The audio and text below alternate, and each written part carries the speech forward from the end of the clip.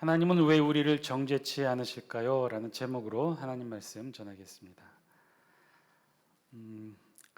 미국인, 일본인, 그리고 한국인 이 세 사람이 아프리카를 여행하게 되었답니다. 근데 여행하다 길을 잘못 들어서 한 험악한 부족이 사는 마을을 잘못 무단 침입하게 되었고 곧바로 붙잡히게 되었어요. 그래서 벌로다가 이 곤장 100대씩 맞게 되었답니다. 그런데 이 야만인 추장은 이들에게 한 가지 소원 하나씩을 들어주기로 했어요. 그래서 먼저 곤장 100대를 맞기 전에 미국인이 소원을 말합니다. 뭐라고 소원을 말하냐면, 추장님, 그러면 제 엉덩이 위에 아주 두꺼운 방석 3장을 올려주십시오. 이 소원에 추장은 소원을 들어주었고, 그리고 이 미국인은 두꺼운 방석 3장을 엉덩이에 대고 곤장 100대를 맞았어요. 그런데 한 70대쯤 맞으니까 이 두꺼운 방석도 다 찢어지고 만 거예요. 그래서 나머지 30대는 고스란히 맨살에 곤장을 맞아야 했어요. 이 모습을 지켜보고 있던 일본인 차례가 되어 이제 소원을 말합니다.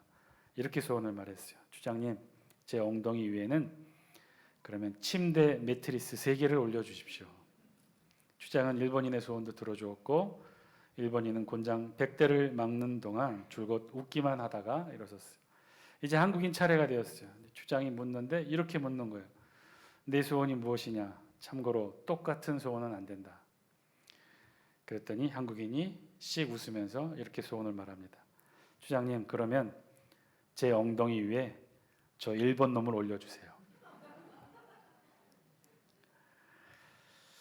중국에 여행을 간 일본인이 중국인이 운전하는 택시를 탔어요. 택시로 목적지까지 가는 도중에 길에서 오토바이도 지나고 다른 차들도 지나는 것을 이렇게 쭉 보다가 오토바이 한 대가 아주 쌩 하면서 이 택시를 앞질러 갔어요.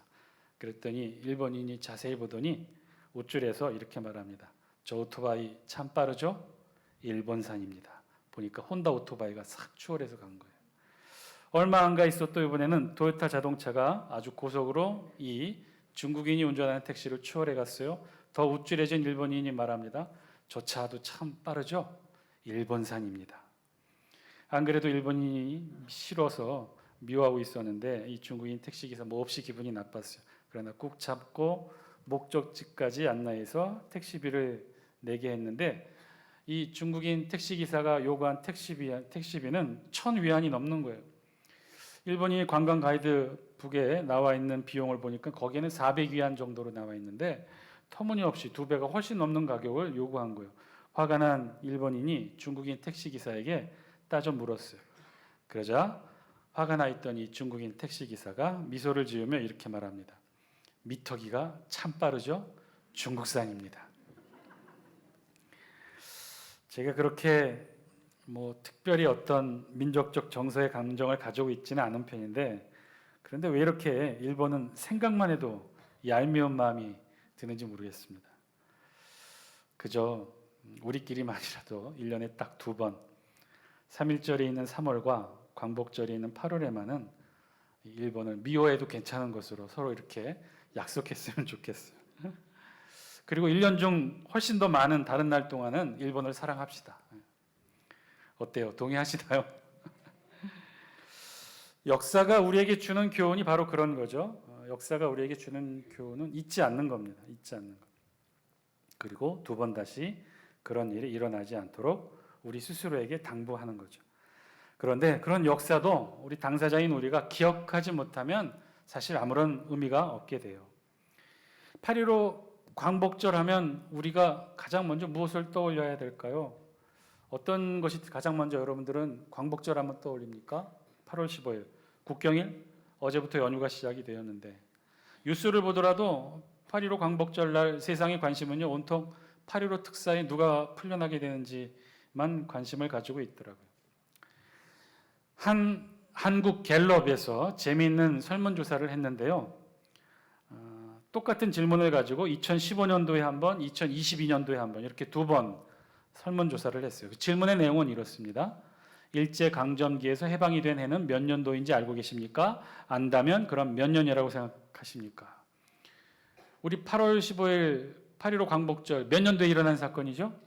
우리는 다 알고 계시죠? 왜 말이 없으시죠? 불안해지기 시작하는데 몇 년도에 일어났나요?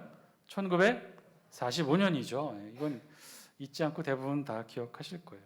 그런데 이 내용을 가지고 갤럽이 설문조사를 했는데 결과는 어땠을까요? 결과는 1,005명의 응답자 중에 정확하게 알고 답한 사람이 몇 %였느냐? 저 맨 윗줄에 보시면 작은 글씨로 2015년 결과와 그 아래 2022년 결과를 기록해 놓았는데요. 2015년도 결과는 알고 있다 응답한 사람이 몇 %예요? 1,005명 중에 58%. 모른다 혹은 응답을 거절한 사람이 몇 %예요? 32%. 그런데 7년이 지나서 2022년 8월 9일에서 11일 똑같은 질문을 1,000명에게 했는데 그 결과가 어떻게 나오느냐? 알고 있다 정확히 기록한 사람이 54%. 모른다 응답을 거절한 사람이 몇 %예요? 46%. 46%예요. 반 가까운, 우리나라 인구의 반 가까운 사람이 8.15 광복절이 1945년에 일어난 사실을 몰랐다는 거예요. 더 놀라운 사실은요, 중간에 보면 연령별로 자세하게 갤럽 조사를 성분을 조사해 놨는데 밑에 보시면 남성과 여성, 위에 보시면 남성과 여성 구분되어 있죠. 다행인지 불행인지 남성이 더 많이 알고 있더라고요. 64% 알고 있고 36%가 몰랐고요. 여성은 44%가 알았고 56%의 여성이 몰랐다는 거예요. 1945년을. 그리고 이게 교육 수준에 따른 것인가? 교육 수준에 따른 그 질문도 한번 살펴봤어요. 고졸 이하, 대제 이상. 그러니까 대학 재학 이상이죠. 고학력자들은 그럼 잘 알고 있느냐? 61%밖에 몰랐어요. 나머지 39%, 고학력자의 39%도 1945년 8월 15일이 몰랐다는 사실이죠. 더 놀라운 건 연령대별 조사예요. 18세에서 29세 몰랐다라고 대답한 인원이 55%죠. 뭐 젊으니까, 젊은 세대니까 그럴 수 있다라고 쳐도 더 놀랍고 아이러니한 건 70대 이상이 몰랐다고 답변한 게 더 높았어요. 57%가 몰랐다는 거예요. 1945년 8월 15일 이 광복절을 몰랐다는 사실이에요. 어떻게 이런 일이 있을 수 있을까? 사진 한 장 보여드릴까요? 이 사진은 우리가 광복 8.15 하면 우리 역사책에 가장 먼저 기록으로 남겨진 사진인데요. 이때가 언제냐면 1945년 8월 15일 정오 라디오 방송으로 일왕 히로히토가 무조건 항복 선언하는 그 소식을 듣고 서울 시민이 다 거리로 뛰쳐나왔어요. 지금 광화문 사거리예요. 다 뛰쳐나와서 대한독립 만세를 부른 모습이에요. 다음 사진 보여주실래요? 여기는 어디냐면 서대문 형무소가 있는 곳. 독립투사가 투옥되었던 그 형무소에 독립투사가 다 추록하면서 시민들과 함께 대한독립 만세를 외친 거예요. 똑같이 1945년 8월 15일에. 자, 두 장의 사진이 역사적으로 가장 상징적인 우리 광복을 기념하는 사진인데 그 두 장 자세히 한번 보실래요? 앞에 사진도 다시 한번 보실래요? 보시면 좀 여러분 뭐가 좀 이상한 점 못 느끼시나요? 저 뒤에 보니까 큰 태극기 하나가 있고 다른 사람들 그대로 있고 그 다음 사진도 보여주실래요? 만사를 부르는데 좀 뭔가 이상하다고 생각하지 않나요? 그러면 3.1절 사진 한번 볼까요? 우리 3.1절 하면 기록 사진은 없고요. 이 사파로 된 사진인데 다음 사진 보여주실래요?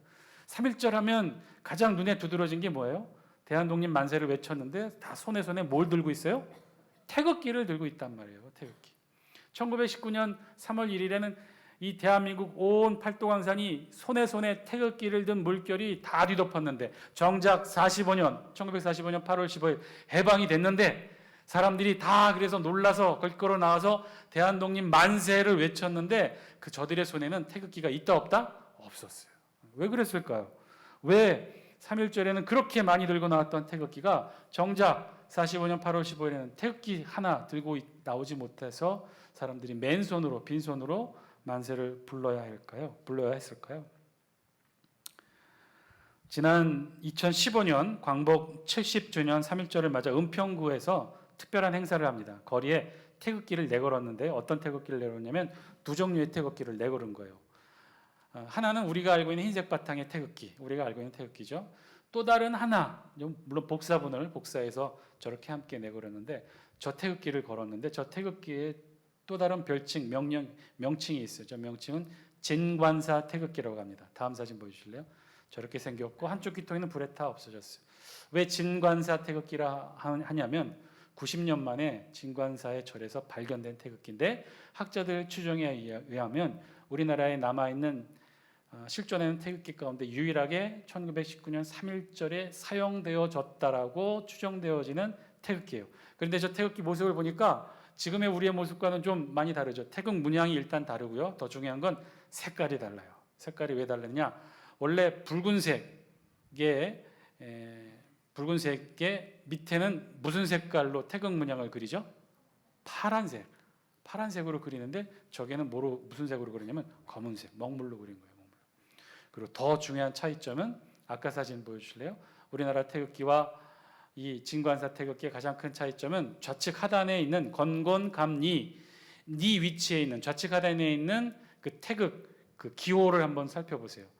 우리나라 흰색 바탕의 태극기와 진관사 태극기의 태극 기호가 같아요, 달라요? 달라요. 우리 태극기는요. 다음 사진 보여주실래요?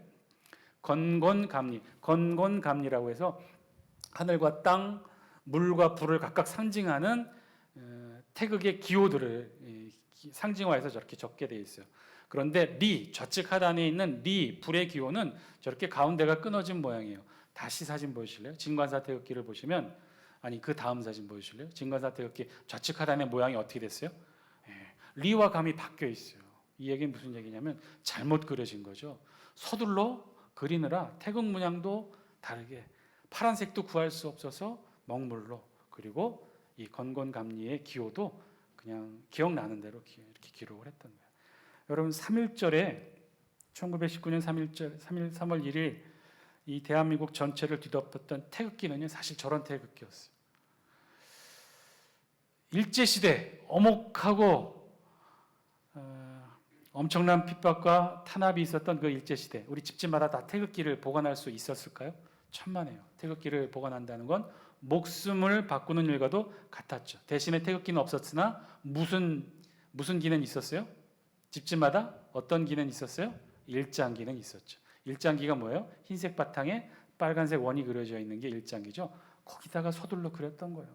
파란색 구할 수도 없어서 먹물로 태극문이 간단히 그리고 건곤감리 간단하게 표시해서 태극기를 들고 1919년 3월 1일에 온 나라를 태극기로 뒤덮었던 거죠. 그러니 정작 그렇게도 꿈에 그렸던 8.15 광복 1945년도에는요 준비되지 않았기 때문에 다 시민들이 빈손으로 나올 수밖에 없었어요.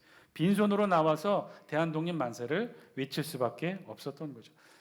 우리가 역사를 대할 때 잘 모르기 때문에 그냥 낭만적으로만 역사를 대하는데 일제 36년간의 시간은요 정말 엄혹했습니다. 참혹하리를 만큼 엄혹했어요. 이 사진 한 장 보실래요? 1915년 목조 건물 1층 교사 낙성식이라고 메모가 달려 있는데요. 이 건물은 얼뜻 보기에는 일장기가 달려 있고 건물 새롭게 기공하면 낙성식을 하는데 기모노를 입은 일본 여자들이 참 많이 있죠. 일본 안에 있는 무슨 그런 건물 낙성식 모습 같죠. 여러분 놀라지 마세요. 여기 이 사진은 마산에 있는 마산여고 학교 교사 건물 신축 공사 낙성식에 마산여고 학생들이 함께 참여한 모습이에요. 그런데 우리나라 마산여고 학생들이 무슨 옷을 입고 참여한 거예요? 기모노를 입고 참여한 거예요. 다음 사진 보여주실래요? 마치 꼭 어디 전쟁 교육 받는 것 같죠? 그런데 자세히 보시면 어린 아이들이에요. 일본의 무슨 초등학교 아이들이 군사 교육 받는 것 같은데 이것도 놀라지 마세요. 우리나라 통영에 있는 초등학교 학생들이 수업 시간에 군사 교육을 받는 모습이에요. 여러분 저랬다는 거예요. 우리나라 일제 36년간의 시간들이 저랬어요. 실제로 1945년 광복이 되었을 때 20, 30대 이상의 어른들은 길거리로 다 뛰쳐나가 맨손으로 대한독립 만세를 부르고 있었는데 정작 학교에 다니는 이 학생들, 초등학교에 다니는 학생들은 그 모습을 보고 어떻게 했느냐 멀뚱멀뚱 쳐다보며 물었대요. 형, 우리나라가 일본이 아니야? 우리나라가 졌는데 왜 만세를 불러? 어느 학자가 쓴 자서전에 이런 기록이 있습니다. 초등학교 교사를 하고 있을 때 해방을 맞이했는데 너무나 기뻐서 교실로 뛰어들어가 자신이 가르치고 있는 아이들에게 외쳤대요. 우리나라가 드디어 해방되었다. 그랬더니 학생들이 어떻게 했는지 알아요? 학생들이 눈물을 흘리며 우리 일본이 망하다니라고 하며 슬퍼했다는 거예요. 그런 아이들을 보며 교사가 외쳤대요. 얘들아 미쳤어? 일본이 왜 우리나라야? 우린 조선 사람이야. 아무리 얘기를 해도 아이들은 전혀 이해하지를 못했다는 거예요. 사실 1945년 8월 15일 우리가 맞이한 해방의 모습은요, 그러했어요. 아이들은 전혀 기뻐하지 못했고요. 아니 슬퍼했어요. 우리나라 일본이 망했다고 일본인과 함께 울었고요. 어른들은 태극기 하나 준비하지 못한 채 황망히 빈손으로 거리에 나가 대한독립 만세를 외쳤던 거예요. 여러분 그래서일까요? 그렇게 맞이한 8.15 광복 해방은요, 우리에게 참다운 해방을 안겨주지는 못했던 것 같습니다. 이후 우리의 역사가 어떻게 됐어요? 남북이 갈라져야 됐고 남북이 미국과 소련의 군정 통치를 또다시 경험해야 했어요. 사실 제대로 된 해방이 아니었죠. 제대로 된 해방이 아니었기에 이후 조선의 역사는 더 큰 아픔과 상처를 안아야 했어요. 북한과 남한으로 나뉘고 동족 상잔의 전쟁의 아픔을 겪어야 했고 이후 분단의 역사라는 더 큰 상처를 가슴에 안을 수밖에 없었죠. 8.15 광복절에서 우리가 잊지 말아야 될 것은 무엇인가요? 우리는 무엇을 기억해야 될까요? 해방이죠. 제대로 된 해방, 온전한 해방, 일제의 압제로부터 해방뿐만 아니라 그 어떤 외세 세력으로부터도 온전한 독립, 해방을 이루는 것.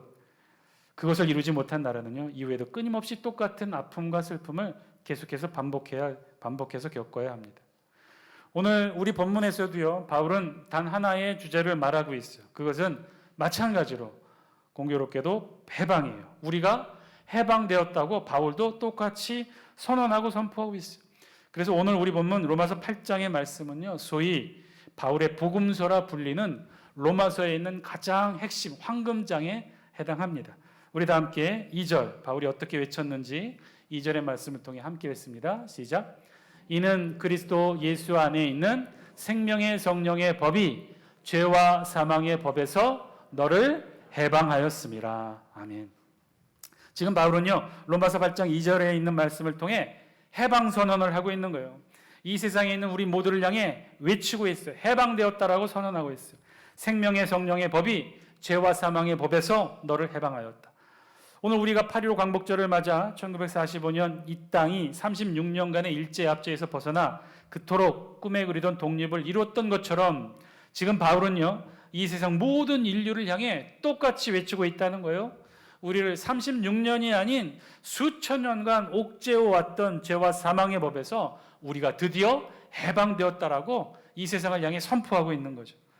그리스도인이 이 죄와 사망으로부터 독립선언을 하고 있는 거예요. 그러면 우리는 어떤 과정을 통해 이 죄와 사망으로부터 해방될 수 있는 것일까요? 그 내용을 설명한 본문이 바로 오늘 우리 본문 로마서 8장 1절로 4절에 있는 말씀이에요.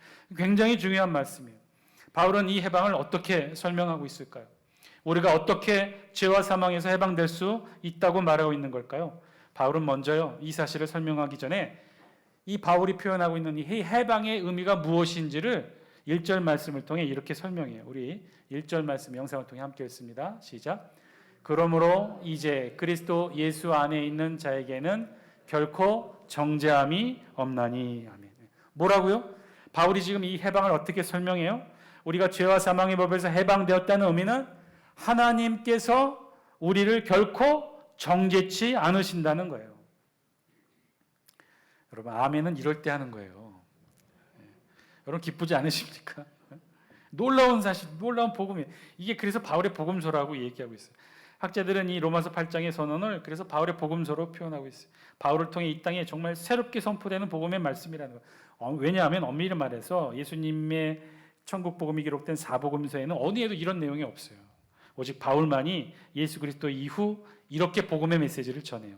그래서 바울 복음서라고 하는데, 자, 그런데 여기에 하나님께서 결코 정죄함이 없다는 이 표현, 이 정죄라는 이 단어는 어떤 뜻일까요? 정죄라는 단어의 뜻은요, 헬라 원어로 보면 우덴 카타크리마라는 단어를 쓰고 있는데, 우덴이라는 뜻은 결코 무엇이 없다라는 뜻이고, 카타크리마라는 이 단어의 뜻은, 원어의 뜻이 뭐냐면 심판이에요, 심판. 그러니까 우덴 카타크리마 그러면 결코 심판이 없다. 결코 하나님이 심판하지 않는다. 그런 뜻이겠죠. 우리가 죄와 사망의 법에서 해방되었다는 뜻은 결국 우리는 결코 하나님의 어떤 것? 심판을 받지 않는다는 거예요. 이게 정말 놀라운 말씀인데, 왜냐하면 하나님의 심판은요, 우리 인간이 알고 있는 그런 심판의 개념이 아니기 때문에 그래요.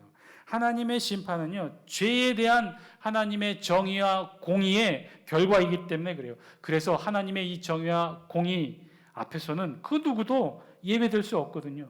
그러니까 누구든지 죄를 지으면 이 죄에 대한 심판을 하나님께로부터 받을 수밖에 없는 거예요. 그게 하나님의 정의와 공의예요. 그런데 오늘 성경은요, 그런 하나님의 정의와 공의의 심판을 우리가 받지 않게 되었다는 거예요. 물론 모든 사람에게 이런 은혜를 주신다는 건 아니었어요. 우리 1절 다시 한번 읽어볼까요? 1절입니다. 시작. 그러므로 이제 그리스도 예수 안에 있는 자에게는 결코 정죄함이 없나니. 아멘이죠. 예수 그리스도 안에 있는 자에게는, 그러니까 하나님의 심판, 하나님의 정죄하심이 없다는 거예요. 그러면 하나님은 왜 예수 그리스도 안에 있는 우리를 정죄치 않으신다는 것일까요? 왜 하나님은 우리를 심판하지 않는다는 것일까요?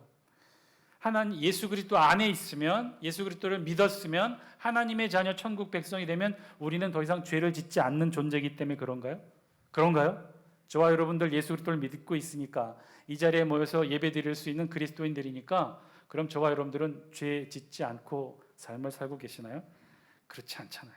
우리 자신의 모습을 보더라도 우리 알 수 있잖아요. 우리가 그리스도인이지만, 하나님의 자녀이지만 우리가 얼마나 많은 죄를 짓고 살아가는 존재입니까?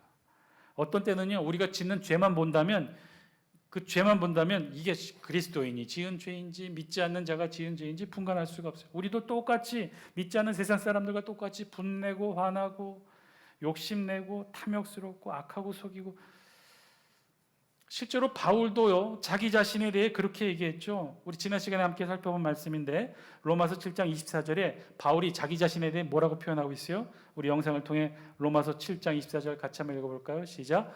오호라 나는 곤고한 사람이로다. 이 사망의 몸에서 누가 나를 건져내. 바울도요 그렇게 얘기했어요. 대사도 바울도 자신을 뭐라고 표현하냐면 곤고한 사람, 사망의 몸을 가진 곤고한 사람이라고 표현했어요. 왜요? 바울도 죄를 짓기 때문에.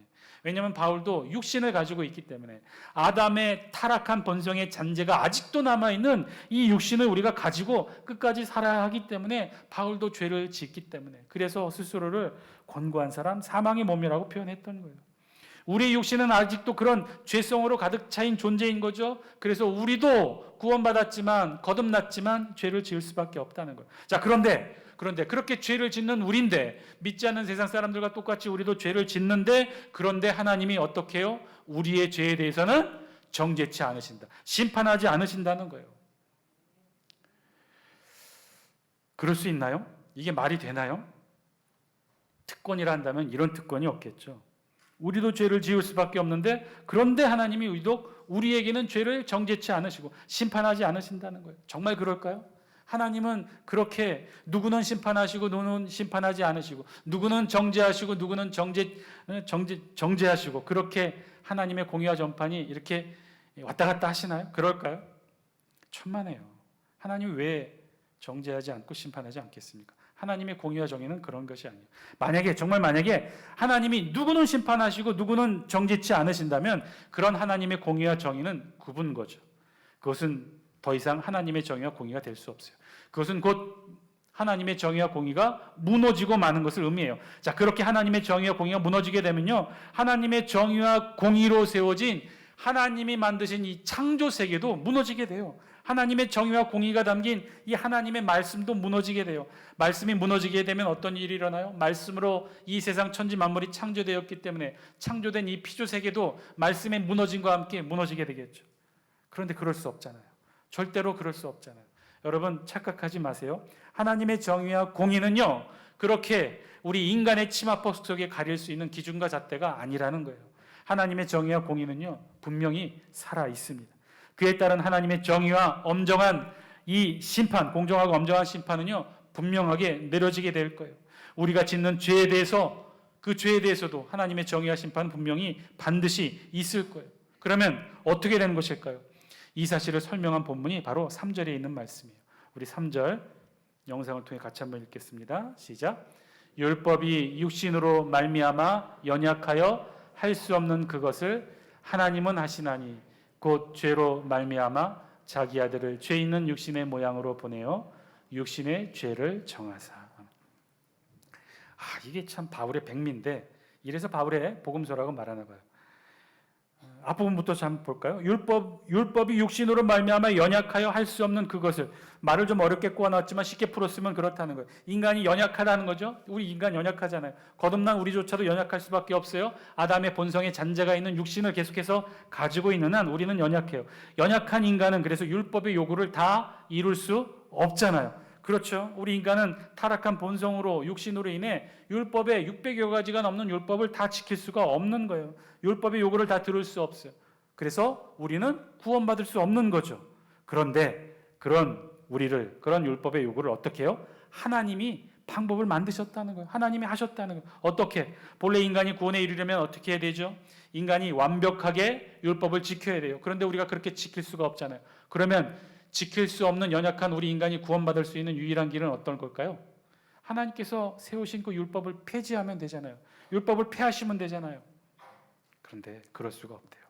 우리 마태복음 5장 18절에 있는 말씀, 예수님도 말씀하셨어요. 뭐라고 말씀하셔요? 천지가 없어지기 전에는 율법의 1.1획도 결코 없어지지 아니하고 다 이루리라. 이 율법, 시내산에서 이스라엘 백성들에게 하나님이 주신 하나님의 말씀이죠. 그 하나님의 말씀으로 하나님이 이 천지 창조를 하셨단 말이에요. 앞에도 말씀드렸다시피 그렇게 창조하신 이 창조 세계는요, 엄연하고 엄혹한 저 하나님의 정의와 공의가 이루어지는 그 율법의 하나님의 말씀으로 세워졌기 때문에 그 하나님이 하신 그 말씀을 하나님 스스로 폐하시면 이 창조 세계도 무너지고 만단 말이에요. 그럴 수가 없다는 거죠. 그래서 하나님은 하나님의 율법을 폐할 수가 없어요. 율법의 1.1획도 사라지지 않는다고 했어요. 그러면 어떻게 될까요? 우리에게는 그럼 구원의 길이 영영 없게 되는 것일까요?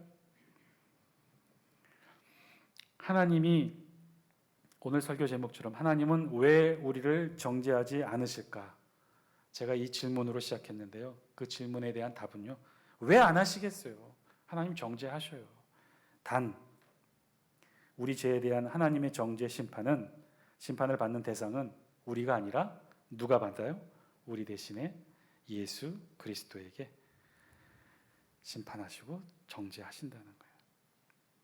우리가 지은 죄 때문에 우리가 받아야 될 그 모든 죄에 따른 진노, 정죄, 저주를, 우리가 받아야 될 그 저주를 우리에게 내리지 아니하시고 하나님은 십자가에 달린 예수 그리스도께 내리셨다는 거예요. 그래서 율법이 할 수 없고 인간도 할 수 없는 그것을 하나님께서 하셨다는 거예요. 우리 3절 말씀 다시 한번 볼까요? 영상을 통해 함께 읽습니다. 시작. 율법이 육신으로 말미암아 연약하여 할 수 없는 그것을 하나님은 하시나니 어떻게 해요? 곧 죄로 말미암아 자기 아들을 죄 있는 육신의 모양으로 보내어 육신의 죄를 정하사. 곧 죄로 말미암아 자기 아들을 죄 있는 육신의 모양으로 보내셔서 육신의 죄를 정하셨다는 거예요. 우리가 늘 들어도 새로운 이 복음의 말씀을 또 오늘 이렇게 바울의 언어로 듣게 되네요. 바울은요, 이 복음을 이렇게 표현한 거예요. 너무나도 아름답고 명쾌합니다. 그것을 하나님은 하시는데 율법도 못하고 인간이 연약하여 할 수 없는 그것을 하나님이 하실 수 있도록 특별한 방법을 제시해 주셨는데 그 방법은 뭐냐? 곧 죄로 말미암아 자기 아들을 죄 있는 육신의 모양으로 이 땅에 보내셨다는 거예요. 여러분, 이게 무슨 말씀일까요? 하나님께서 자기 아들 독생자 예수 그리스도를 이 세상에 어떻게 보내셨다는 거예요? 죄 있는 육신의 모양으로 보내셨다는 거예요. 이 말씀인즉 예수님께서, 이 땅에 오신 예수님께서 죄가 있으시다는 거예요? 없으시다는 거예요? 죄 있는 육신의 모양으로 우리 하나님의 아들 독생자 예수 그리스도께서 이 땅에 오셨는데, 그렇게 이 땅에 오신 예수님은 그럼 죄가 있다는 거예요? 없다는 거예요? 죄 있는 모양으로 오셨다고 했으니 죄가 없겠죠. 죄가 있었으면 죄인으로 이 땅에 오셨다고 그렇게 표현했겠죠. 그런 것이 아니라 모양은 죄 있는 인간의 모습이나 죄가 없으시기 때문에 이렇게 표현하신 거예요. 그렇겠죠. 예수님이 죄의 원죄를 가지고, 아담의 타락한 본성의 원죄를 가지고 이 땅에 태어나시지 않았어요. 왜요? 예수님은 어떻게 태어나셨기 때문에? 동정녀로 이 땅에 오셨기 때문에. 그래서 모든 인간이 짓고 있는 원죄로부터 우리 예수님은 자유하셔요. 그래서 죄 있는 모양이나 죄가 없으신 상태로 이 땅에 인간의 모습으로 오셨어요. 그런데 그렇게 오신 예수님, 그런 예수님에게 어떻게 하셨다고요? 우리 3절 다시 한번 볼까요? 3절 두 번째, 곧 죄로 말미암아부터 함께 읽습니다. 시작. 곧 죄로 말미암아 자기 아들을 죄 있는 육신의 모양으로 보내어 어떻게 해요? 육신의 죄를 정하사. 인간의 죄 있는 모양이지만 죄가 하나도 없으신 모습으로 이 땅에 오셨는데 그 이 땅에 오신 예수님께 어떻게 하셨어요? 죄를 정했대요. 여기서 정하다라고 하는 것은 정죄하다라는 뜻이고, 정죄하다라는 뜻은 심판하셨다는 것이죠. 정죄와 심판은 무엇에 따른 결과요? 하나님의 공의와 정의에 따른 결과인데, 그것은 우리 죄에 하나님의 정의와 공의로 심판하시고 정죄하신 거예요. 그런데 예수님에게는 죄가 있어요, 없어요? 없는데 하나님이 정죄하시고 심판하셨어요. 그러면 예수님이 받으신 그 정죄와 심판은 누구의 죄로 인해 정죄와 심판을 받으신 거예요? 저와 여러분들의 죄를 죄 없으신 예수님께서 대신 심판받고 정죄받으신 거예요. 사랑하는 장수교 성도 여러분, 오늘 말씀을 통해 우리에게 들려주신 하나님의 음성, 저와 여러분 들을 수 있게 되길 바랍니다. 하나님은 왜 우리를 정죄치 않으실까요? 천만에요. 하나님은 정죄하셔요. 하나님은 심판하셔요. 지금도 하나님의 공의와 정의의 심판은 살아계셔서 멈추지 않고 우리가 짓는 모든 죄에 대해 심판하셔요. 정죄하신단 말이에요. 잔혹한 진노의 심판과 하나님의 이 공정하고 엄혹한 심판은 지금도 내려지고 계시다는 거예요. 단 그 대상만 바꿔서 죄를 지은 우리가 아니라 죄를 짓지 않으신 예수 그리스도께서, 예수님이 대신 받으시는 거죠. 죄 하나 없으신 예수님이 대신 심판을 받으시는 거예요. 우리 그런 분이 우리 하나님이시라는 거예요. 하나님이 그렇게 하나님의 정의와 공의를, 하나님이 만드신 창조 세계를 그렇게 지켜나가십니다. 그렇게 십자가의 예수 그리스도에게 우리가 지은 죄에 따른 진노, 그 심판, 엄정하고 엄혹한 모든 심판을, 우리가 받아야 될 모든 심판을 다 십자가의 예수 그리스도에게 내리셔요. 그리고는 우리 하나님 뒤돌아서 죄와 사망의 법에 떨고 있는 우리를 향해 이렇게 말씀하셔요. 우리 다 함께 1절, 2절 말씀 함께 읽습니다. 시작. 그러므로 이제 그리스도 예수 안에 있는 자에게는 결코 정죄함이 없나니 이는 그리스도 예수 안에 있는 생명의 성령의 법이 죄와 사망의 법에서 너를 해방하였음이라. 아멘. 1절, 2절에 있는 말씀 이제 다시 읽어보니 여러분 어떻습니까? 여러분 눈에, 귀에 어떤 단어가 들리시나요? 정죄함이, 결코 정죄함이 없다, 해방되었다, 이 두 단어가 들리시나요? 아니면 예수 그리스도 안에 있는 자에게, 예수 그리스도 안에 있는 생명의 성령의 법이, 예수 그리스도 안에, 그리스도 예수 안에라는 이 단어가 눈에 들어오시나요? 사랑하는 장수교 성도 여러분, 왜 우리가 그토록 예수를 외치는지 깨닫는 저와 여러분 되시길 바랍니다. 우리는요, 오직 예수, 우리에게 구원은 오직 예수 그리스도로부터 올 수밖에 없는 그런 존재예요. 그래서 오직 예수를 외치는 거예요. 예수 그리스도만 외칠 수밖에 없는 존재예요. 왜냐하면 거기에 예수 그리스도 그 안에 거해야만 우리가 구원받을 수 있고 심판받지 아니하고 죄와 사망의 법에서 해방될 수 있기 때문입니다. 기도하시겠습니다.